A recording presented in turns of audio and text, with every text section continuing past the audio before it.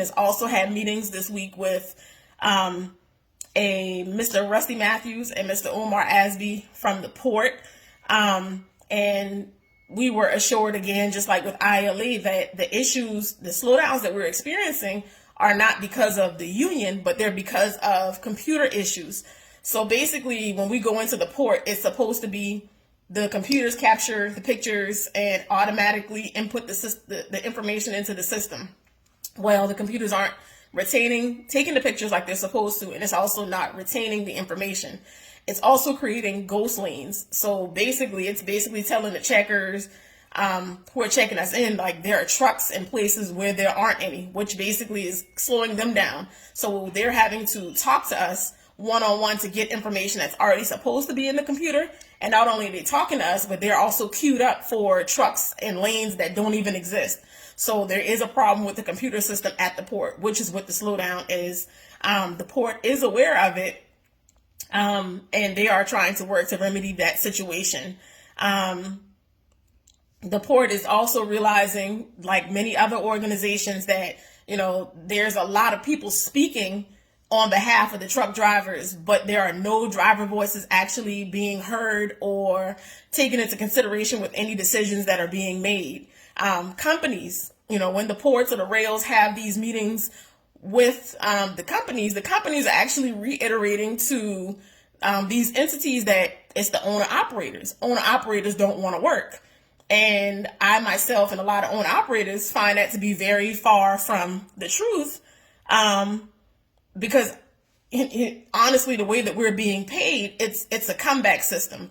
There's a lot of funny business going on where we're being paid just enough to keep us coming back. Where it's almost, it justifies what we believe, that the companies are not being transparent on purpose, because in their eyes, if you pay us too much, old school drivers would take off and, but right now, honestly, with the cost of repairs and the way that the cost of living right now, drivers are trying to make all that they can to keep their business going and to keep their household going. So I don't think that these are valid excuses that are being used, but this is the story or the narrative that's being perpetrated, is that owner-operators don't want to work. And so a lot of the issues that we really have are not with the union. They are not with the port. Our issues, honestly, truly, and really start with the carriers. I know I'm going to start to say some sticky things here. The major issue that we're having is a lack of transparency. And this goes back to deregulation. Before deregulation, there was a minimum rate that was paid. You couldn't go below this rate for any movement of any freight. And in order to get anybody to move freight, you had to give them a freight bill. Once deregulation happened, it took away the requirements to get into the industry.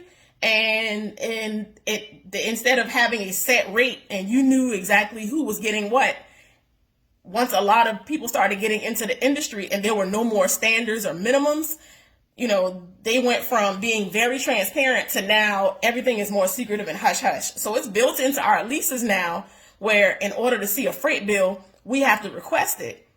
But that shouldn't be, because before deregulation, it was given to us automatically. It's actually federally mandated that we're supposed to get it. But because of the way that they word our leases, we have to ask for it.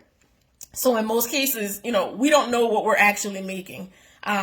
Most contractors here in Charleston or in the ports period are contracted for between 72 and 75%. But 72 and 75% of what? I know most of you understand, if your dispatcher calls you and says, hey, I need you to take a run to Charlotte for $550, you're either going to take it or leave it. Trucking is the only industry where, as a contractor, you're not allowed to bid on your work based on your personal expenses for it. The companies get to bid, but we're not allowed to. And so we're contracted for these percentages, but we don't know that the percentages that we're getting are fair. And in a lot of instances, drivers are finding out on accident, on paperwork that's accidentally being given to them, that they're not being given the 72 to 75% that they're contracted for. So the issue is lack of transparency. There's a lack of transparency between, the company and the owner operator. I had a conversation recently with an agent and, was asking these questions, and was told like it basically right now boils down to a lack of trust. Owner operators need to trust the carrier, but how can you trust somebody that has violated you and continually violated you and does nothing to rectify the situation? I think the best way for carriers to rectify the situation and to alleviate a lot of the problems that we have are to go back to giving us the freight bills. We have every right to see what they're being paid for, the runs, what they're billing for, what the brokers are even getting.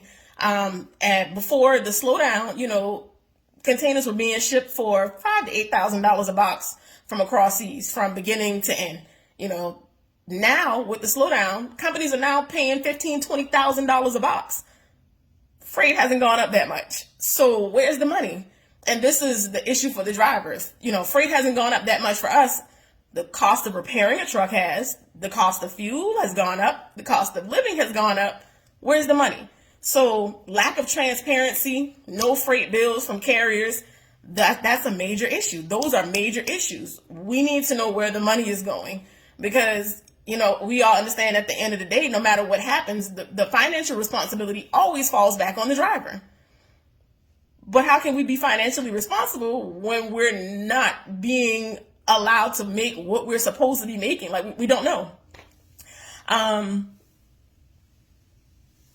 So I think right now the biggest request that we have nationwide is transparency. And the truckers movement for justice, the biggest request from all truck drivers is all hours worked, all hours paid, but also show us the freight bills. Let us see that you're being fair. Let us see that you're not cheating us. If we are contracted, if we're under a legal contract and a legal obligation for X amount, I need to be able to verify that you're actually giving me this. And we all know that in most cases, that's not the case, because you can send 5 trucks from 5 companies from here to Charlotte. When you get there and the drivers talk, money's hundreds of dollars different. So we know that there's some shady business going on. And so now we're asking the carriers to step up. Step up and show us your hand. Step up and show us that you really do appreciate us. Step up and show us that you are actually working for us and fighting for us, and that you are treating us fairly.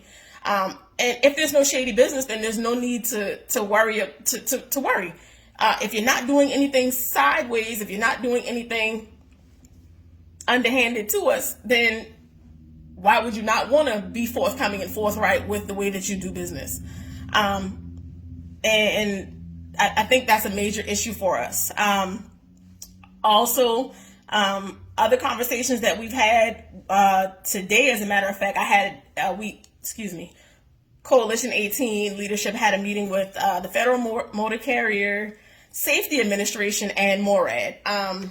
We had conversations today with Mr. Daniel Rubin, who's the Director of Compliance and Safety, Ms. Carla Wright, who's the Director of External Affairs, Mr. Sean Danoff, who's the Senior Economist at MORAD, and he's also the Director of Office of Policy and Plans. And basically, DOT is actually working with the Department of Labor to figure out why there is such a driver shortage and what could be done to alleviate the driver shortage.